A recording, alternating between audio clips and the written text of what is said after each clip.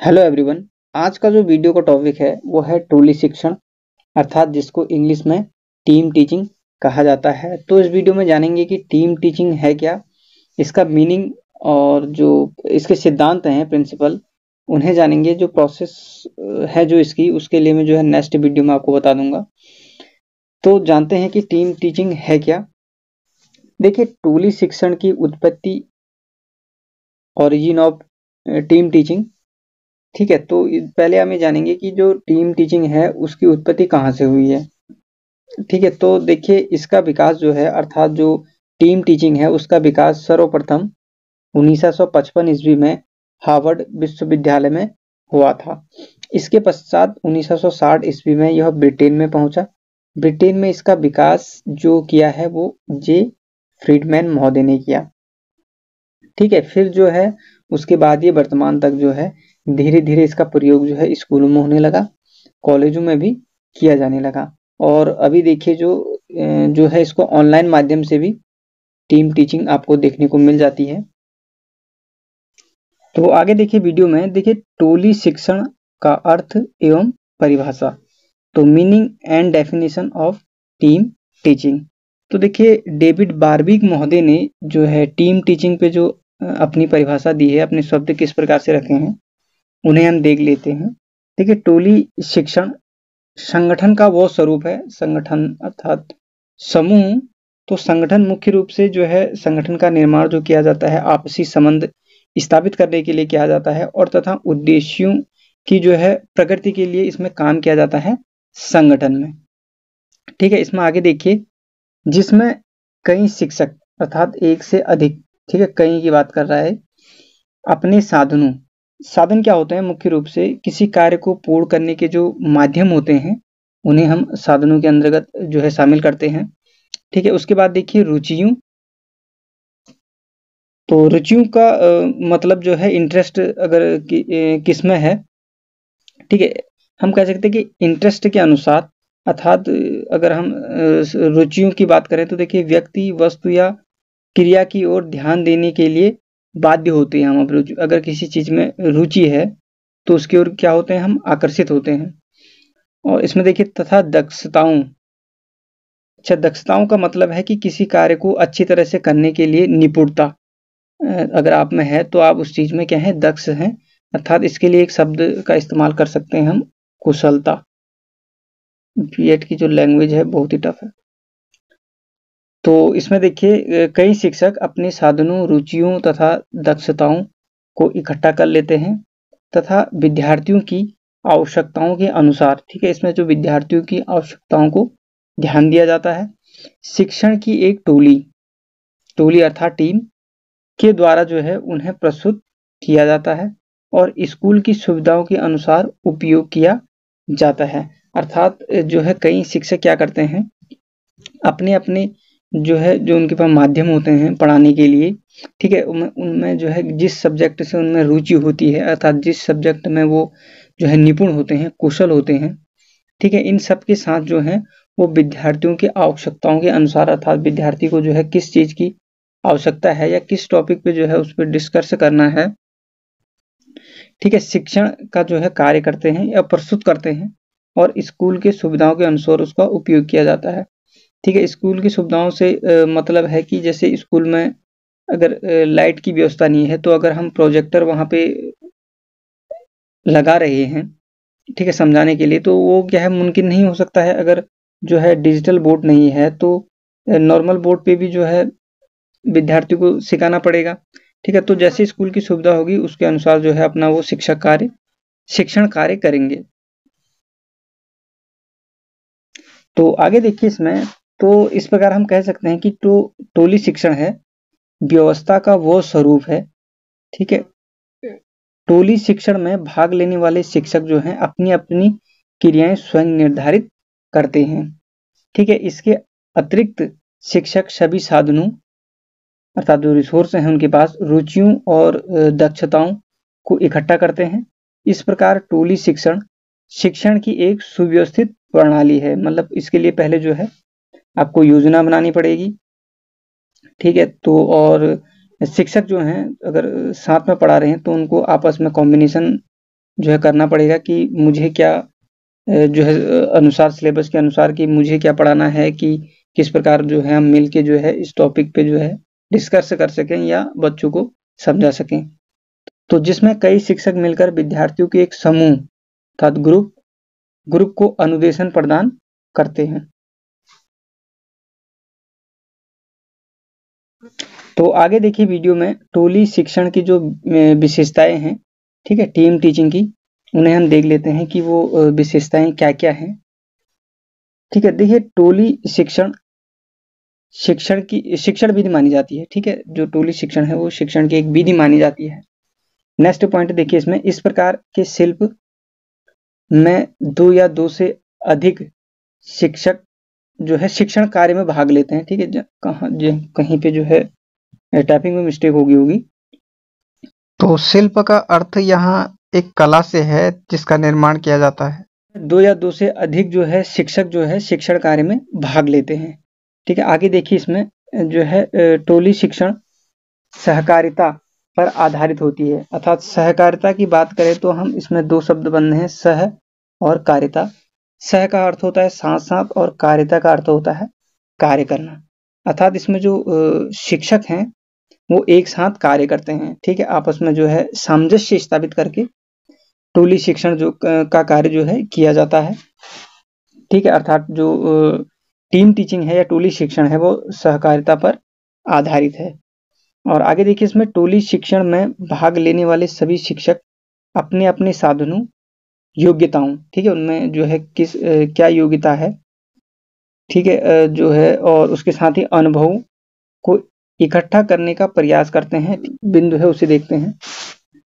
तो देखिए, टोली शिक्षण में जो संलग्न शिक्षक होता है शिक्षण की योजना मिलकर बनाते हैं। ठीक है, तो एक से अगर ज्यादा लोग जो है टोली शिक्षण में भाग लेते हैं, तो जैसे मान लीजिए 4 व्यक्ति हैं, तो उन्हें पहले योजना बनानी पड़ेगी कि कैसे हमें जो है इस पे कार्य करना है। आपस में मिलके उन्हें पहले योजना तैयार करनी होगी। ठीक है, उसके बाद उसे मिलकर जो है लागू करना होगा। इसके अतिरिक्त देखिए मूल्यांकन कार्य भी मिलकर किया जाता है। नेक्स्ट जो है बिंदु देखिए इसमें, तो नेक्स्ट पॉइंट देखिए इसमें कि टोली शिक्षण प्रक्रिया में स्कूल तथा विद्यार्थियों की आवश्यकताओं का ध्यान रखा जाता है। साथ ही जो उपलब्ध साधन है उनको ध्यान में रखकर जो है टीम टीचिंग की जाती है। तो आगे देखते हैं इसमें टोली शिक्षण के सिद्धांत अर्थात प्रिंसिपल ऑफ टीम टीचिंग। तो इसमें देखिए टोली जो शिक्षण, ठीक है, शिक्षण की प्रक्रिया से पहले स्कूल की स्थानीय आवश्यकताओं के अनुसार कुछ सिद्धांतों का पालन अवश्य किया जाना चाहिए। ठीक है, इसमें क्या है, स्कूल की जो स्थानीय आवश्यकताओं की देखते हुए, ठीक है, वहाँ क्या उपलब्ध है क्या नहीं है, या क्या विद्यार्थी जो है सीखना चाहते हैं, ठीक है, किसमें उनको ज्यादा इंटरेस्ट है, तो सिद्धांतों का पालन अवश्य किया जाना चाहिए ताकि टोली शिक्षण में वांछित परिणाम प्राप्त कर सकें। ठीक है, अर्थात जो टोली शिक्षण है वो सक्सेसफुल हो सके। तो वांछित की बात करें तो यहाँ हम वो परिणाम जिससे हमें लाभ हो, ठीक है, या जिसकी हमें इच्छा हो, ठीक है, वो परिणाम जिससे हमें फायदा हो या लाभ हो, और जिसकी हम इच्छा करना चाह रहे हो जिस परिणाम की, ठीक है, उसे हम वांछित के अंतर्गत जो है रखेंगे। तो इसमें देखिए जो इसके कुछ निम्नलिखित सिद्धांत हैं उनको हम आगे देख लेते हैं वीडियो में। तो हम वीडियो में बात कर रहे हैं टोली शिक्षण के सिद्धांतों के बारे में। तो इसमें जो पहला जो है, इसमें देखिए समय कारक, टाइम फैक्टर भी टोली शिक्षण को किस प्रकार प्रभावित करता है। तो इसमें देखिए टोली शिक्षण में विषय के महत्व के अनुसार ही समय निर्धारित किया जाना चाहिए। कम महत्व के विषय को अधिक समय दिए जाने से टोली शिक्षण जो है प्रभावहीन रह जाएगी। अर्थात हम जो है टोली शिक्षण में जो है जो कम महत्व का जो है टॉपिक है उस पर कम ध्यान दें, जो अधिक महत्व का है उस पर अधिक ध्यान दें, नहीं तो टोली शिक्षक जो है प्रभावहीन रह जाएगी। उसके बाद नेक्स्ट पॉइंट देखिए इसमें अनुदेशन का स्तर। तो इसमें देखिए टोली शिक्षण के दौरान अनुदेशन जो है प्रदान करने से पूर्व विद्यार्थियों का व्यवहार का अवश्य अनुमान लेना चाहिए तथा अनुदेशन का स्तर विद्यार्थियों के अनुसार ही होना चाहिए। देखिए, अनुदेशन की यहाँ पे अर्थ की बात करें तो देखिए आज्ञा देना या ज्ञान देना ही अनुदेशन है। जो अनुदेशन है वो शिक्षण प्रक्रिया का ही एक अंग है। तो इस प्रकार हम कह सकते हैं ज्ञान प्राप्त करना शिक्षा का एक आवश्यक अंग है और अनुदेशन वह प्रक्रिया है जो इस ज्ञान की प्राप्ति में सहायता प्रदान करती है। तो इसमें विद्यार्थियों का जो प्रारंभिक व्यवहार है उसका अनुमान आपको होना जरूरी है और साथ ही जो है अनुदेशन का स्तर विद्यार्थियों के अनुसार ही होना चाहिए। देखिए कोई भी क्लास हो उसमें ऐसा तो है नहीं कि सारे जो विद्यार्थी हो उनका जो मेंटल लेवल हो एक ही हो या किसी जो है चीज को सीखने की जो उनकी क्षमता हो वो एक ही हो, तो इसलिए उसमें भी जो है अंतर पाया जाता है। तो किस प्रकार से हमें जो है विद्यार्थियों के जो व्यवहार का पता लगाना है, उनके जो है अनुदेशन का स्तर का जो है पता लगाना है, उसे हमें जो है पहले हमें ज्ञात होना चाहिए। तो इसमें नेक्स्ट देखिए निरीक्षण, ठीक है, सुपरविजन। तो निरीक्षण कैसा हो तथा किस प्रकार का हो यह सब कुछ समूह के उद्देश्यों पर भी निर्भर करता है। अतः समूह के उद्देश्यों का निरीक्षण के समय ध्यान में रखना बहुत ही आवश्यक है। इसमें नेक्स्ट पॉइंट देखिए आकार और रचना। देखिए वर्तमान युग में कक्षा के निर्धारित आकार की बात अब पुरानी पड़ चुकी है। समूह का आकार टोली शिक्षण के उद्देश्यों के अनुसार बदलता रहता है, ठीक है। तो अतः विद्यार्थियों के समूह का आकार तथा रचना समूह के उद्देश्यों और अधिगम, ठीक है, लर्निंग अनुभव के अनुसार उपयुक्त होना चाहिए। तो अर्थात हम कह सकते हैं कि विद्यार्थियों का जो समूह है आकार और रचना समूह उद्देश्यों तथा अधिगम अनुभव के अनुसार उपयुक्त होना चाहिए, ठीक है। इसका ध्यान भी जो है टीम टीचिंग में रखना बहुत ही जरूरी है। नेक्स्ट पॉइंट देखिए इसमें शिक्षकों के उपयुक्त उत्तरदायित्व, ठीक है। टोली शिक्षण के लिए आवश्यक है कि शिक्षकों को उनके कर्तव्य तथा उत्तरदायित्व का बंटवारा उपयुक्त ढंग से हो। उनका ये कर्तव्य उनकी शैक्षिक योग्यताओं, रुचियों, व्यक्तिगत विशेषताओं के अनुसार ही प्रदान किए जाने चाहिए। अथवा टोली शिक्षण में शिक्षकों के सदस्यों का चुनाव ही सावधानी पूर्वक किया जाना चाहिए। तो पहले तो यह है कि शिक्षकों का उनके कर्तव्य जो है उत्तरदायित्व का बंटवारा उपयुक्त ढंग से करना चाहिए, क्योंकि टीम टीचिंग में जो है एक से अधिक जो है व्यक्ति भाग लेते हैं, ठीक है। उनकी जो शैक्षिक योग्यताएं, रुचियां हैं, उनका व्यक्तित्व किस प्रकार से है उसका प्रभाव भी जो है टीम टीचिंग पे पड़ता है और उनका बंटवारा भी जो है उसी अनुसार करना चाहिए। और साथ ही जो है टोली शिक्षण में शिक्षकों के सदस्यों का चुनाव भी सावधानी पूर्वक करना चाहिए कि जो तो अंतिम पॉइंट है इसमें अधिगम वातावरण। तो लर्निंग जो इन्वायरमेंट है वो किस प्रकार से होना चाहिए। देखिए टोली शिक्षण तभी सफल हो सकता है यदि उसके लिए ठीक प्रकार का अधिगम महत्व प्रदान किया जाए, ठीक, जैसे पुस्तकालय, प्रयोगशाला आदि की व्यवस्था। तो टीम टीचिंग के साथ साथ जो है विद्यार्थियों को पुस्तकालय और प्रयोगशाला आदि की सुविधाएं भी प्रदान किया जाए। जैसे कोई साइंस का कोई प्रोजेक्ट है जिसे हम जो है समझा सकते हैं और साथ ही हमें जो है लैब में ले जाके उसे जो है बच्चों को समझाना भी है, तो उसके लिए क्या जरूरी है, प्रयोगशाला भी जरूरी है।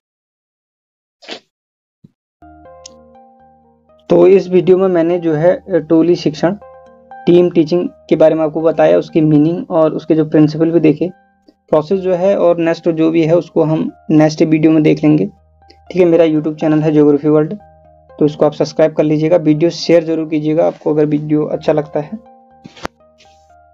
तो इस यूट्यूब चैनल पे बीएड से रिलेटेड आपको वीडियो जो है मिलती रहेंगी। इन्हें आप नोट्स भी बना सकते हैं, ठीक है, आपको अगर असाइनमेंट सबमिट करने हैं टोली शिक्षण पे। और जो वीडियो जो है ये बीएड के साथ साथ टेट और सीटेट एग्जाम के लिए इम्पोर्टेंट है। तो इस वीडियो में इतना ही। Thanks for watching my video. Take care, bye.